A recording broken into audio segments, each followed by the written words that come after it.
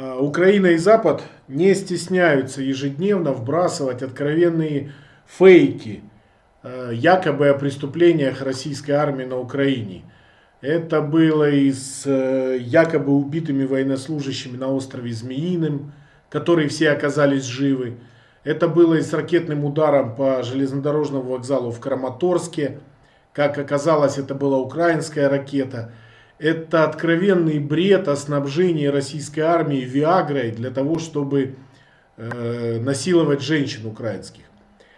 Почему западные и украинские пропагандисты абсолютно не стесняются штамповать такие фейки? И что бы вы посоветовали российским журналистам, расследователям, как нам с этим бороться? Опускаться ли до их уровня, штамповать свои фейки? Продолжать ли разоблачать их, если они на наши разоблачения не обращают никакого внимания? Что нам делать вот с этой волной фейков? There can be no doubt that in addition to the military war being waged on the battlefield, there's an information war being waged in the media. And the Ukrainians have a well-developed information warfare capability. It's funded by the United States, it's supported by the United States, Great Britain, and other NATO countries. We know this existed even before the war started with the close linkage between the CIA and Ukrainian intelligence services for these information warfare centers that were designed to spin information. They make things up like Snake Island. They just manufacture straight out. And it was easily proven as a lie, but it doesn't matter because in this game, when you put the story out first, there's an old saying in the West. When you're explaining, you're losing. You see, the moment you have to stop and explain something to an audience, that means you're trying to change a perception that already exists. The side that creates the initial perception is in control because they've initiated the action. Now the other side is responding to their action, and there's an old, in the West, we call it the OODA loop, the observe, orient, decide, act. John Boyd, it's used for fighter pilots to shoot each other down, get inside the decision-making cycle, make them react to you.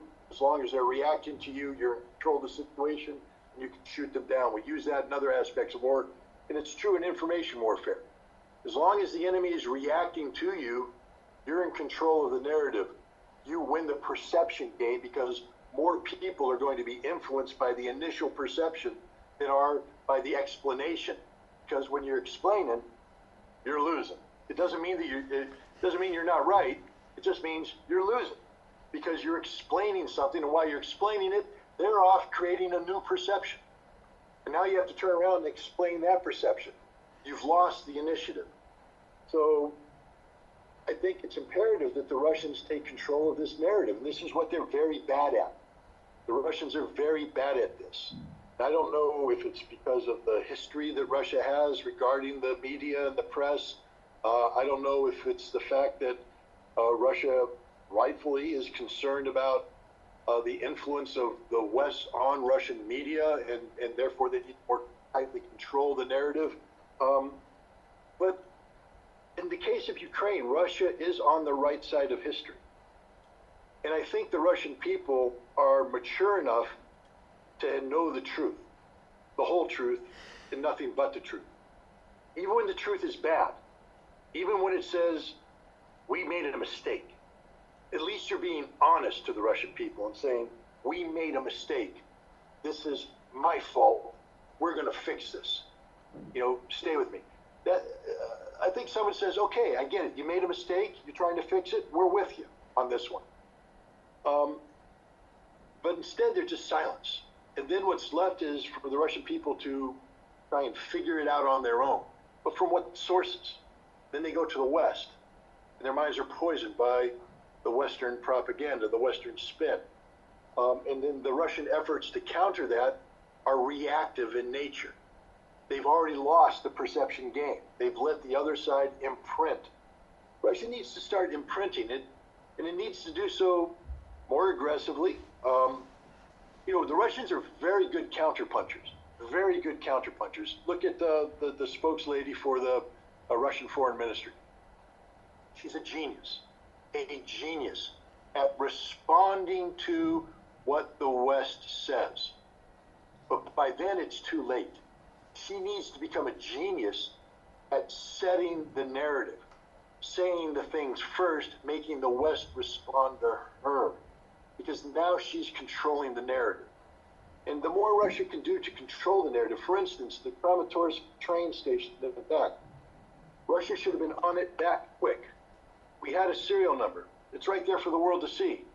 Why didn't the Russians show that that missile was produced in Vodkinsk at this year, 1991, that a contract was signed with that missile serial number to release that missile to the following military authority, which in 1992 transferred to Ukraine? That missile has been in the control of the Ukrainians since 1992, that Russia has nothing to do with this missile whatsoever. Why didn't Russia do that? It ends the story. Instead, Russia stayed silent and said, well, no, we didn't do it. We didn't do it. But it's too late. You're reacting to the narrative that the Ukrainians put out, when Russia could have controlled that narrative from the very beginning. So it's tough. Again, I come back to the following. I don't know if Russia really cares about controlling the narrative. I don't think they're that concerned about controlling the narrative. Because in the end of the day, Russia doesn't win the war by making Scott Ritter feel good. Russia doesn't win the war by making Vassili feel good. Russia wins the war by, frankly speaking, winning the war. And that's what they're working on right now. The Marine, the paratrooper, the soldier, the conscript, the mobilized, they don't care that I'm happy. They're in the mud. They're cold. They're wet. They're hungry. They're scared. They're getting ready to go put their lives on the line. They don't care about this nonsense that we're involved in terms of word games. They're in the deadly business of closing with and destroying the enemy through firepower maneuver. And the Russian military is in the business of enabling them to do that. And the Russian Russians are in the business of allowing the Russian military to do that job. The last thing they're thinking about is winning the information war. Because from their perspective, it's a war they will never win. And I agree with them. They will never win the information war. Why? Because in the West, we don't want the truth. We don't want the truth. Because if we wanted the truth, it would go counter to everything we're being told about Russia. We're being told that Russia is this evil nation with this dictatorial leader. We're told that the Russian people lack culture, lack intelligence, lack humanity. We're told the exact opposite of the reality, but we don't want to know the reality because we're comfortable with this. Why? Because to acknowledge there's something else would be to acknowledge our ignorance. And we never want to admit that we're ignorant. We want to believe that we're the most enlightened people on the planet, that we alone know the truth. We alone know what's good, what's bad. And therefore, we are happy to be misled by the media because it feeds the narrative that we have about ourselves. To go out and find the truth would be to expose the lie. And to expose the lie wouldn't just be about exposing the lie of the media and the politicians, but ourselves. What does it say about the average American that we have allowed ourselves to be misled for so long when the truth is right there for everybody to see? We know the stuff that we're being told is a lie, but we allow it to be told because it makes us feel good. It makes us feel superior to Russia. We live in a democracy. Although our democracy is a joke, but we don't want to hear that. Dictatorship. We believe in free speech, even though we kick everybody off of Twitter for daring to speak the truth to power. And Russia suppresses the press. You know, the bottom line is the information war is a war that the West is waging against itself. It's a war about deceiving itself. And Russia is right not to play that game.